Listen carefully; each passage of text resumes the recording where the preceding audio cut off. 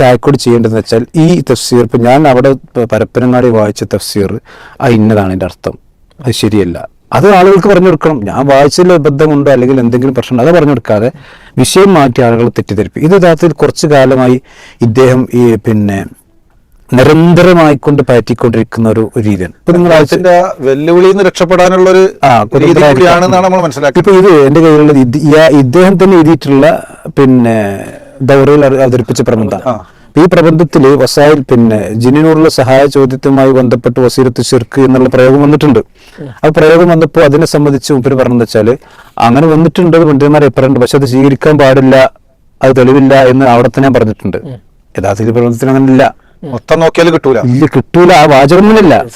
അപ്പൊ ഈ തൊബരിയുടെ തഫ്സീറിനെ സംബന്ധിച്ച് മാത്രമല്ല, സ്വന്തമായി കൈകൊണ്ട് എഴുതി ഉണ്ടാക്കിയ പ്രബന്ധത്തെ സംബന്ധിച്ച് വരെ കളവ് പറയാം. എന്തിനാണ് ഇതിന്റെ ആവശ്യം? ഇനി അത് മാത്രമല്ല, ഇപ്പൊ നമുക്കറിയാം സാലിം കെയും ജബ്ബാർ മദീനിയും അതുപോലെ തന്നെ റാഷിദ് ഖലീലും കൂടി എഴുതിയ പ്രബന്ധമാണത്.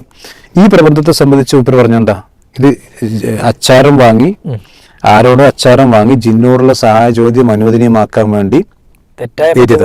അത് ഞാൻ പരപ്പനങ്ങാടിയോടെ വിശദീകരിച്ചിരുന്നു. അപ്പൊ ഇതിനെ സംബന്ധിച്ചും കളവ് പറയാം. ഇത് കളവ് പറഞ്ഞെന്താ വെച്ചാൽ TP പറഞ്ഞൊരു കളവിന് ന്യായീകരിക്കാൻ. അപ്പൊ ഇങ്ങനെ നിരന്തരമായ കളവുകളും അതുപോലെ തന്നെ ചതികളും കുതന്ത്രങ്ങളും ഒക്കെ പയറ്റിക്കൊണ്ടിരിക്കുക.